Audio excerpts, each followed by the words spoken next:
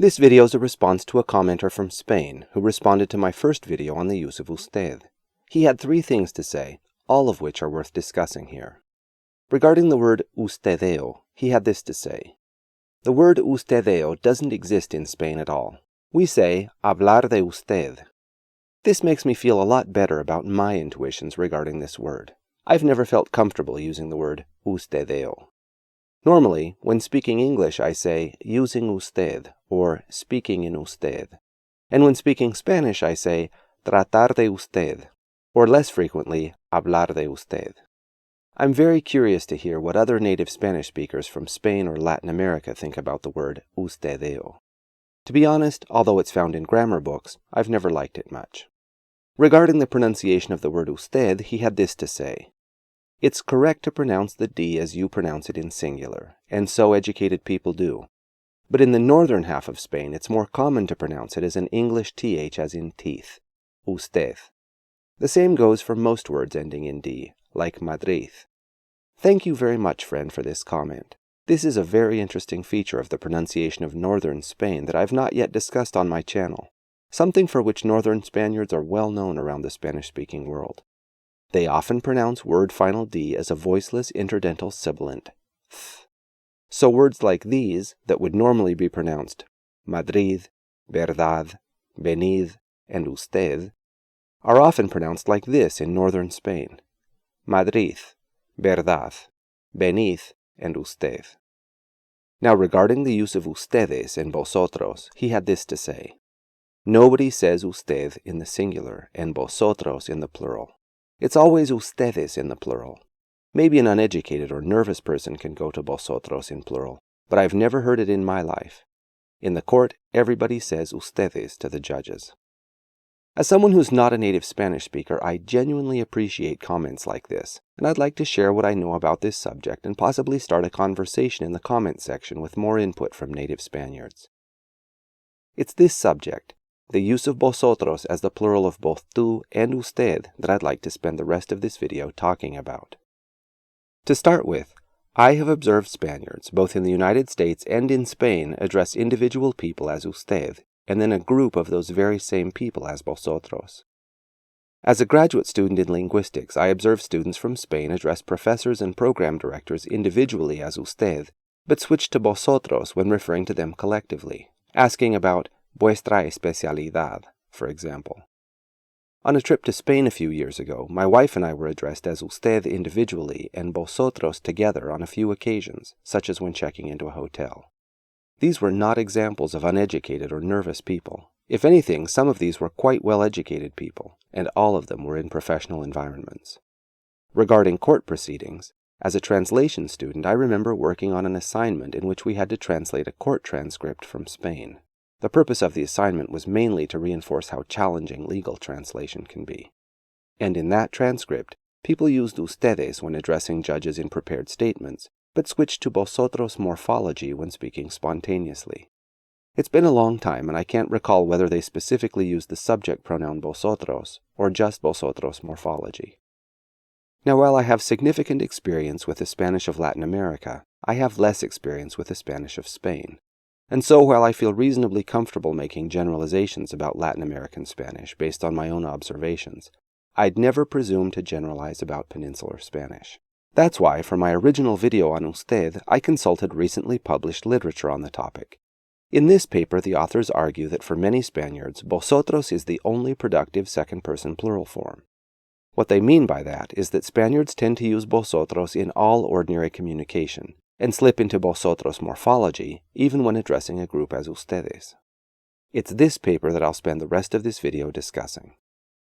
The authors begin with interesting examples, such as emails from Spaniards who addressed individual professors as usted, but switched to vosotros in the very same email when asking for information about vuestro programa.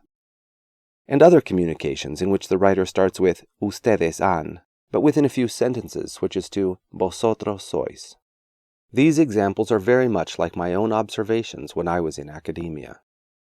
They referenced a Spanish blogger who addressed 3 politicians as usted, usted, and usted, but closed his discussion with pues a los tres os digo, using the indirect object pronoun of vosotros.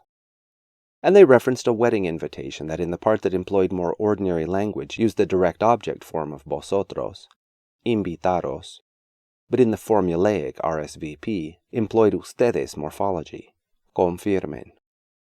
Observations such as these encouraged the authors to pursue the subject, and they came up with a research methodology that involved interviewing and surveying native Spaniards regarding their preferred forms of address. In a moment I'll give you some statistics derived from the surveys, but first some interesting examples from the interviews. One 74-year-old man from Alicante reported addressing his mother-in-law and father-in-law individually as usted, but together as vosotros, not ustedes.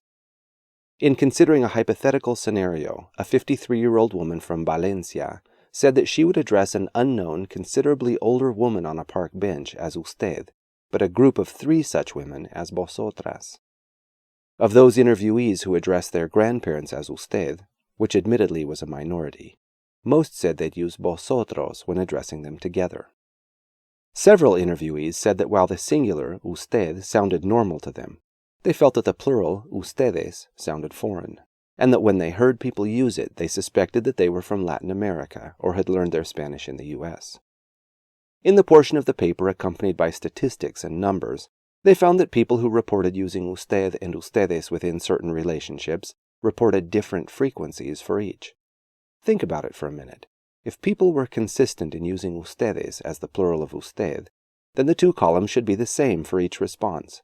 But interestingly, responses indicated that usted is used in the singular more than ustedes is used in the plural, which means that some percentage of respondents who would use usted in the singular would prefer vosotros in the plural for the very same category of relationship.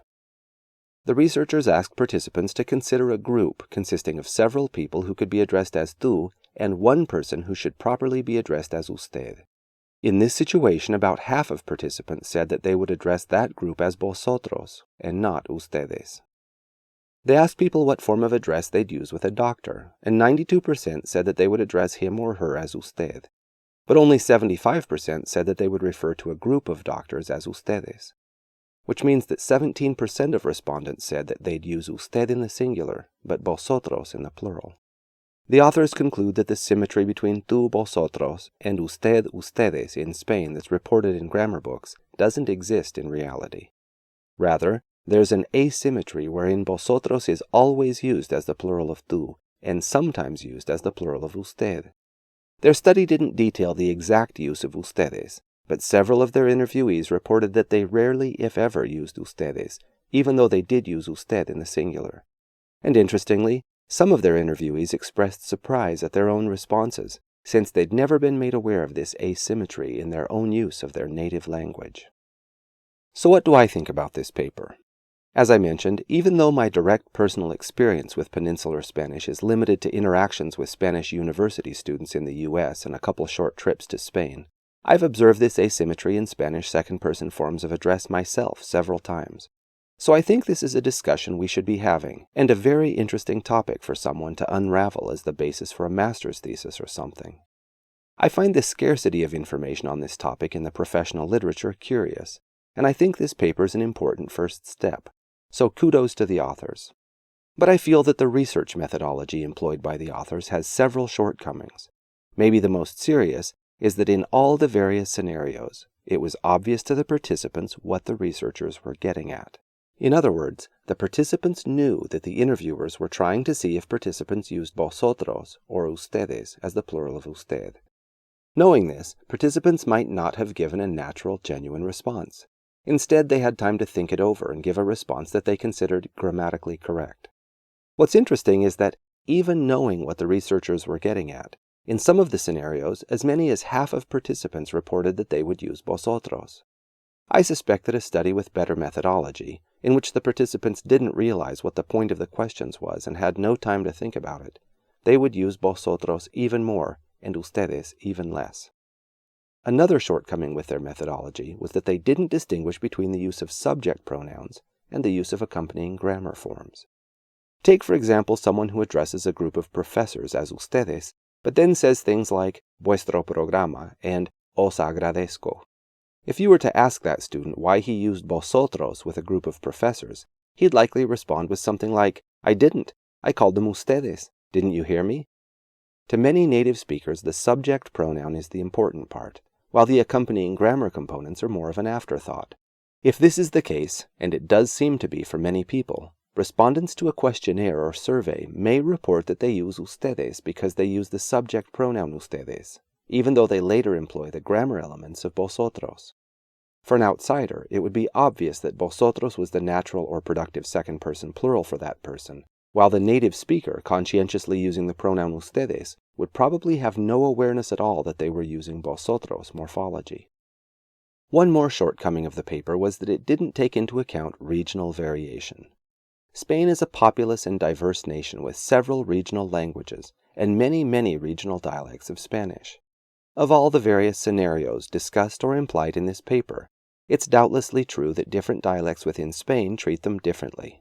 So it's entirely plausible that one Spaniard could report using vosotros as the plural of usted, and another Spaniard could say he'd never heard anything like that in his life, and both of them could be telling the truth.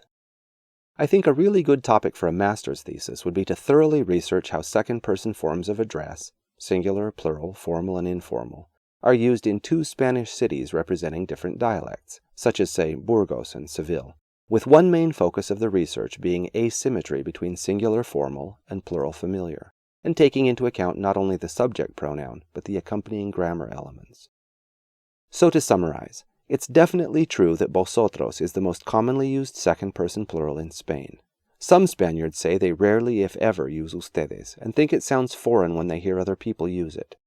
It's also the case that some Spaniards use vosotros to address a group of people, even when they would use usted with individual members of that group. We know that because we can document examples of it, and also because natives of Spain report doing it. To my knowledge, the exact circumstances in which this last scenario occurs are not documented anywhere, nor are any details regarding dialectal variations, and I think some enterprising linguist could make a nice master's thesis or series of publications on this topic. If anyone out there wants to conduct research on this topic and would like my thoughts on how to go about it, feel free to email me. Alright, this has been my response to this comment and review of this paper.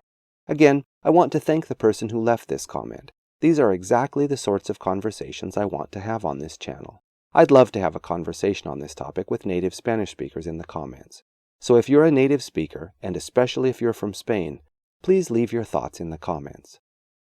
If you've enjoyed this video or learned something from it, please give it a like and share it with a friend, and don't forget to subscribe so you don't miss out on future videos.